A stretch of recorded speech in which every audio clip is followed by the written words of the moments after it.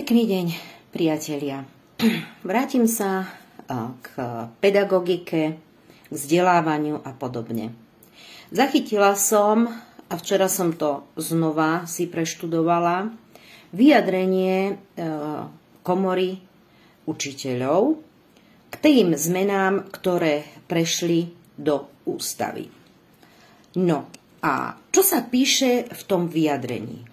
Že učitelia sú zhrození, aký chaos nastane v školách po tom, čo sa do ústavy zapísalo, že rodič má právo rozhodovať o tom, ako bude jeho dieťa vychovávané, vzdelávané, že sa zakotvili bohužiaľ dve pohlavia, muž a žena. Prečo bohužiaľ? Pretože vieme, že je to biologicky dané, ale vzhľadom na určité trendy sa to považovalo aj vďaka rôznym ľuďom, aktivistom, ktorí dnes to kritizujú, tak vláda začala na základe tohto konať a podobne.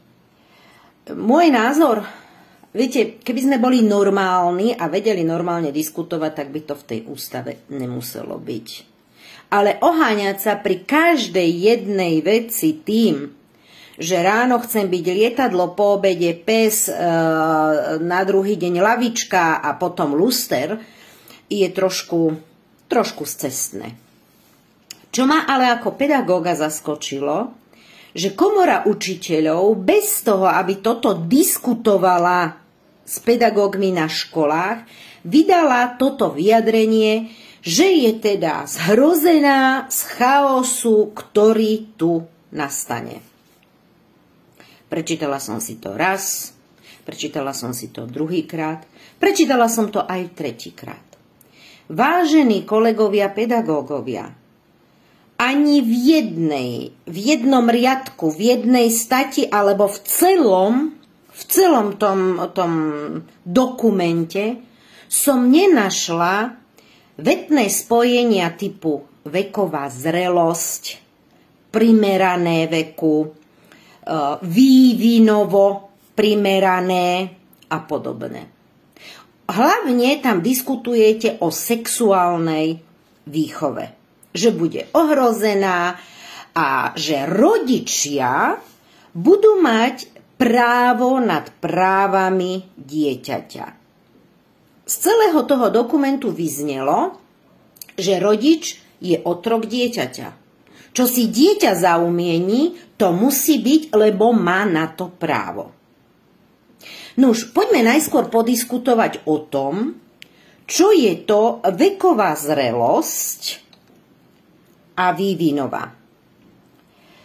Viete, že ja si zoberiem slovník cudzích slov a hľadám. A viete, čo som zistila? Že to, čo sme sa na pedagogickej škole ako prvé učili, a to som tam nastúpila z 8 ako 14-ročná, tak na pedagogike a na psychológii ako prvé sme sa učili, že medzi deťmi vo veku je aj vývinová zrelosť a rozdiel. Áno? Že všetko musí byť prispôsobené veku dieťaťa. Čuduj sa svete, na internete nenájdete špecifikáciu, pritom to bolo v každej učebnici pedagogiky aj psychológie, nenájdete špecifikáciu vekového alebo vývinového nejakej zrelosti, stupňa a podobne. Našla som Wikipédiu, ktorá je tak, ako by som to povedala, naozaj odborne postavená, že čo napíšu tam, tak to musí platiť. Našla som ale, teda odpoveda, alebo napísala mi to umelá inteligencia a dobre počúvajte. Veková periodizácia, už sa nehovorí veková zrelosť, vývin, už sme periodicky delení. Áno. Je delenie ľudského veku na jednotlivé etapy alebo obdobia, ktoré sa líšia, dobre počúvajte, charakteristickými znakmi v rôznych oblastiach života, ako sú biologické, psychologické a sociálne aspekty. Tá periodizácia, to je presne podľa toho novorodenec, mladší, predškolský, starší a podobne.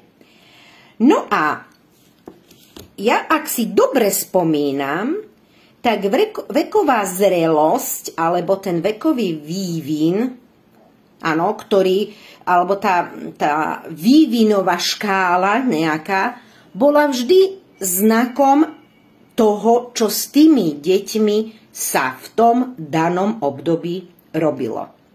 Naši učitelia sa zhrozili, že s deťmi nebudú môcť riešiť sexuálnu výchovu, kedy oni budú chcieť, lebo rodič si to neželá. Dobre, poďme k 3 konkrétnym prípadom, ktoré sú dohľadateľné. Áno, dohľadateľné. A pozrime sa na právo dieťaťa nad právom rodiča.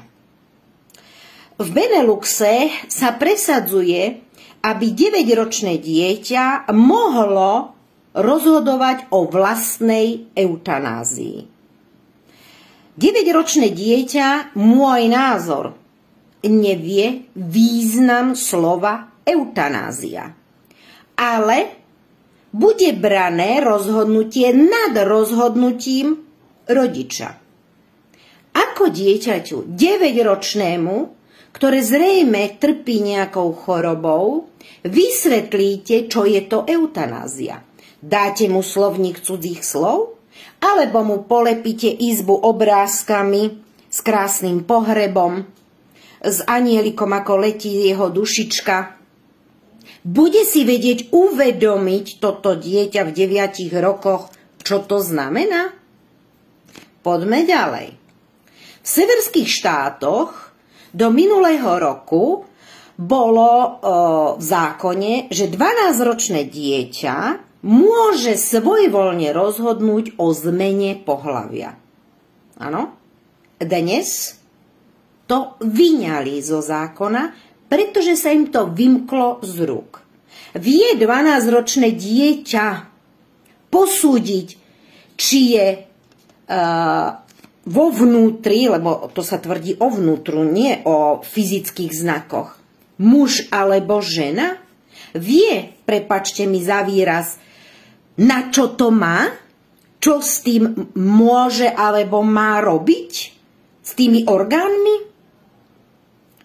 A čuduj sa svete, zhruba 10 rokov ten zákon tam platil a už sa to posúva na 16 rokov.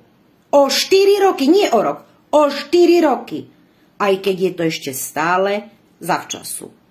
No a poďme treba do Nemecka, kde prešiel zákon, že môžu sa ženiť muži bolo to 14 rokov, teraz klesli na 12 s 12-ročnými deťmi. Vie to 12-ročné dieťa, čo znamená vydať sa, alebo vidí len krásne princeznovské šaty, dlhé biele závoj? Toto je tá vývinová a veková zrelosť. A naši slovenskí pedagógovia sa obávajú, že bude chaos v školách, lebo rodič bude mať právo nad právom dieťaťa sa rozhodovať aj v takýchto otázkach. To, že u nás ešte eutanázia v 9 rokoch nie je pretlačená, verte tomu. Pamätáte si, čo povedala slávna Cigaňková? Že ona by za to bola. Zabudli ste? Zdravoťačka, ktorá dokonca nevie asi, či je muž alebo žena, ale vyštudovaná zdravotná škola a ona by toto rada pretlačila do ústavy. Nuž, ľudkovia moji a hlavne kolegovia, viete, základ vzdelávania je veková zrelosť detí. Nebudeme učiť dvojročné deti písať, čítať, keď nevedia rozprávať.